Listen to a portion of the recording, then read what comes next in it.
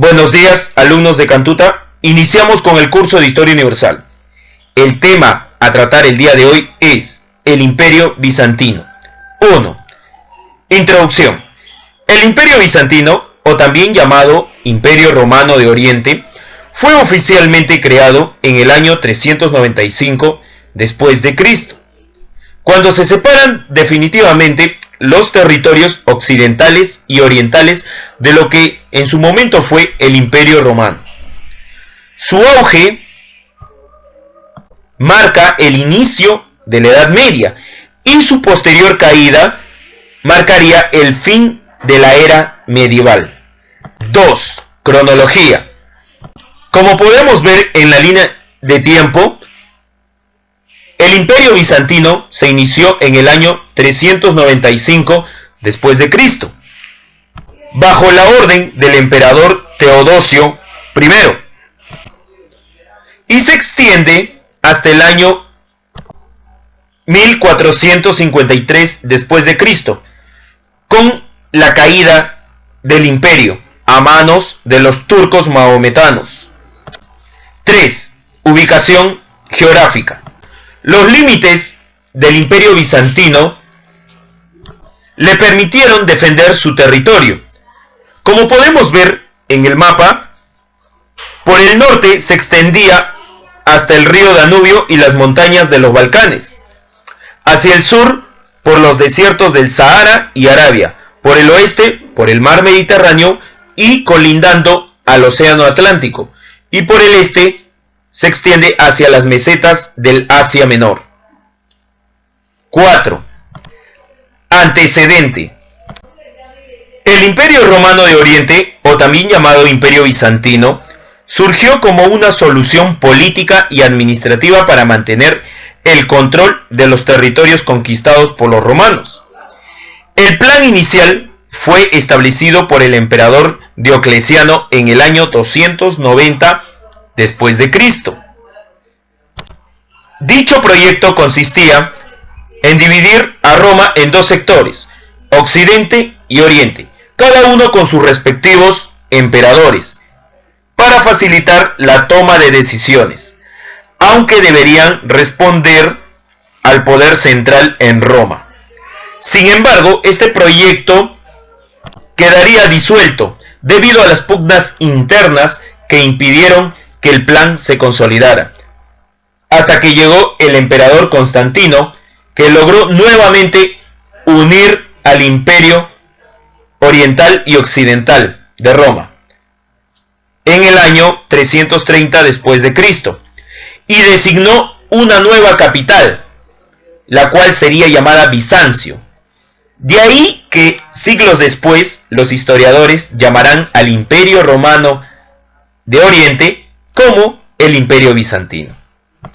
Con el paso de algunas décadas después, el gobierno sería traspasado a un nuevo emperador, llamado Teodosio I, quien dividiría nuevamente, y ahora de manera definitiva, el Imperio Romano, y se lo entregaría a sus dos hijos, sus herederos, llamados Flavio Honorio y Arcadio, herederos de los imperios oriental y occidental respectivamente. Esta decisión, lejos de mantener la unidad que había establecido Constantino, su antecesor, generó la separación definitiva de los imperios, y que al final tendría un final trágico en el caso del sector occidental. Como ya lo habíamos señalado, fue invadido por los bárbaros. En el caso del Imperio Romano de Oriente, seguiría su proceso histórico durante toda la Edad Media.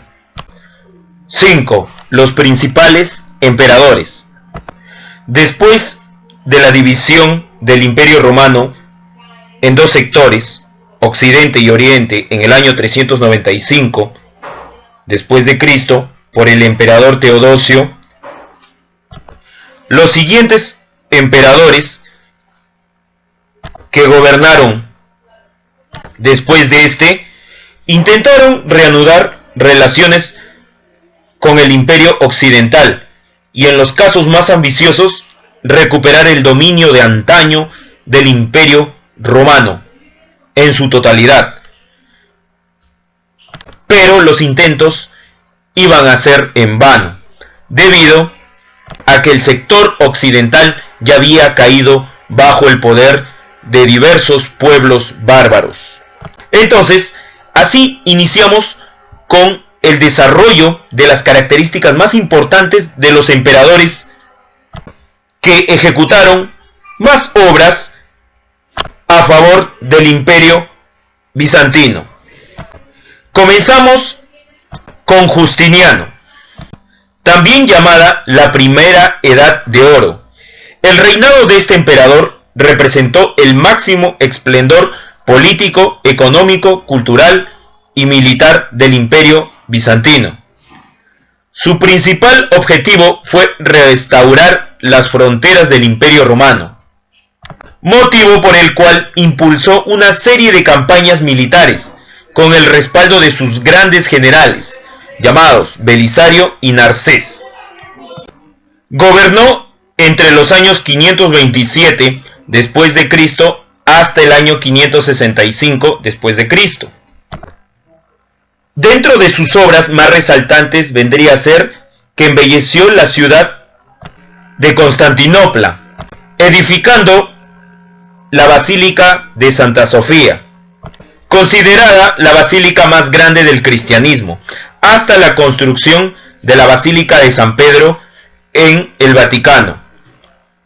En la actualidad, este centro religioso es un museo de la religión musulmana. También dentro de esta ciudad tenemos la construcción de acueductos, fortalezas, y su mayor logro fue el Código de Justiniano, o también llamado el conjunto de leyes civiles romanas, conformado por 4 lineamientos importantes. El Códex, que vendría a ser la recopilación de las leyes romanas. Los Institutas, que son comentarios e interpretaciones. El tercero, Pandectas o Digesto, que vendrían a ser el manual de derecho. Y el cuarto lineamiento, las novelas, nuevas leyes hechas por Justiniano. Pasamos al siguiente gobierno, el reinado del emperador Heraclio I. Gobernó entre los años 610 después de Cristo hasta el año 641 después de Cristo. Este personaje estableció el título de Basileus e impuso una reorganización político-administrativa basada en temas, es decir, gobernados por un estratega. Venció a los persas, quienes, coaligados con los ávaros y eslavos, obtuvieron la victoria en el año 616 después de Cristo. Sin embargo, serían invadidos por los árabes, quienes se apoderaron de los territorios de Siria y Egipto, arrebatándole parte de sus dominios al imperio bizantino. Como tercer gobernador tenemos al emperador León III, llamado o bautizado también como el Isaurio. Gobernó entre los años 717 después de Cristo hasta el año 741 después de Cristo. En el año 726 suprimió el culto a las imágenes religiosas en las iglesias bizantinas, provocando un enfrentamiento con el Papa Gregorio II, representante de la Iglesia Católica Occidental. La causa principal era la rivalidad entre Roma y Constantinopla, capital del Imperio Bizantino. Este enfrentamiento se generó básicamente por obtener la supremacía del poder religioso, lo cual implicaba un mayor poder político para el que resultara ganador de la contienda. A este conflicto se le conoció como la querella iconoclasta, donde la Iglesia católica occidental se enfrenta a la Iglesia oriental. Este sería el primer enfrentamiento entre estas dos instituciones, que a la posterior se rompería todo lazo religioso entre Occidente y Oriente. Pasamos al cuarto gobernador, el gobierno del emperador Basilio II, o también llamado la Segunda Edad de Oro. Gobernó entre los años 976 hasta el año 1025 después de Cristo, perteneciente a la dinastía macedónica, fundada por Basilio I en el año 867. Inició una época de resurgimiento político, económico y cultural, conocido como la Segunda Edad de Oro de Bizancio o del Imperio Bizantino. Entre las obras que ejecutó tenemos que restauró el poder bizantino en Italia, en la región de los Balcanes y parte del Oriente. Sin embargo, este renacimiento fue muy efímero o corto, pues el imperio nuevamente se vio amenazado, esta vez por los turcos seljúcidas, quienes se apoderaron de la Tierra Santa, llamada Jerusalén, en el año 1071, que a partir de ese momento se iniciaría el proceso de las cruzadas, que es un tema que ya lo vamos a ir tratando ya en el tercer periodo de la Edad Media. Y por último tenemos a Constantino X, llamado también como el Paleólogo. Gobernó entre los años 1448 hasta 1453, fin del Imperio Bizantino. Fue el último emperador bizancio, quien murió defendiendo Constantinopla de la invasión de los turcos mahometanos. Los invasores estuvieron liderados por Mohamed II. Una vez invadida, el Imperio Bizantino pasó a llamarse Estambul.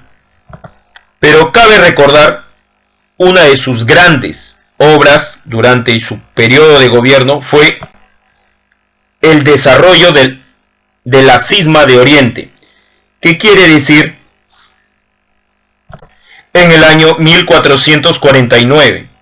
Consiste en que el Imperio Bizantino se apartaba completamente de la Iglesia Católica del mundo occidental y proclamaba su propia corriente religiosa, llamada la Iglesia Ortodoxa Griega, con el fin de buscar una autonomía espiritual eclesiástica. 6. Aportes culturales. El Imperio Bizantino se destacó por el legado económico, político, religioso y cultural, que mantuvo durante poco más de 1000 años. Estos son algunos de sus aportes más resaltantes. En el caso de la política, durante la vigencia del Imperio Bizantino se impuso la figura del Basileus, que no era más que el propio emperador, pero con una investidura que mezclaba la política con la religión. El Basileo no solo era el máximo representante del poder, sino que tenía una autoridad legitimada por Dios, y que solo era superada por el Papa. Solo hasta el año 1449, cuando se produce la separación religiosa llamada la Cisma Oriental, la cual ya habíamos señalado hace muy poco. Los bizantinos se hicieron famosos por la expansión de sus territorios, especialmente durante el mandato del emperador Justiniano. Sin embargo, su práctica predilecta no era la guerra, sino las relaciones diplomáticas, ya que éstas los mantenían a salvo de ataques y además les aseguraba intercambios comerciales. En el caso de la religión, cuando el Imperio Bizantino aún formaba parte del Imperio Romano, se practicaban múltiples religiones, como resultado de la mezcla de territorios y culturas conquistados. Sin embargo, esto cambió progresivamente hasta que el cristianismo se convirtió en la religión oficial y se prohibió cualquier otra manifestación religiosa. Fue durante la vigencia del Imperio Bizantino que se creó la Iglesia Ortodoxa, cuya existencia se mantiene vigente hasta la actualidad, especialmente en países de Europa Oriental.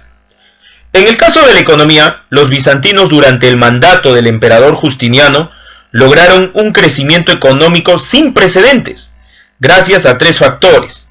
Primer factor, la acumulación de las riquezas captadas de los territorios conquistados. Estos les permitió acuñar oro y aumentar las arcas. Segundo factor, el comercio. El Imperio Bizantino era parte esencial de la ruta de la seda e incluso llegaron a desarrollar su propia industria para no depender de la seda asiática, pero además su intercambio comercial interno les permitía la autosustentabilidad. Y como último factor, los impuestos, es decir, la recaudación de tributos por concepto de tenencia de tierras, fue una de las principales fuentes de ingresos del Imperio Bizantino. Y por último, en el campo de las artes, los bizantinos dejaron un legado cultural que puede apreciarse hasta el día de hoy y que se refleja especialmente en la arquitectura, caracterizada por una influencia naturalista, alusiones a temas religiosos y una mezcla de técnicas romanas y griegas. También se destacaron el uso del mosaico, generalmente con fines ornamentales. Dentro del ámbito artístico también tenemos la literatura. Los bizancios dejaron un legado de géneros propios como los bestarios, que eran recopilaciones de animales mitológicos, o lapidarios, que eran recopilaciones sobre el poder de las piedras.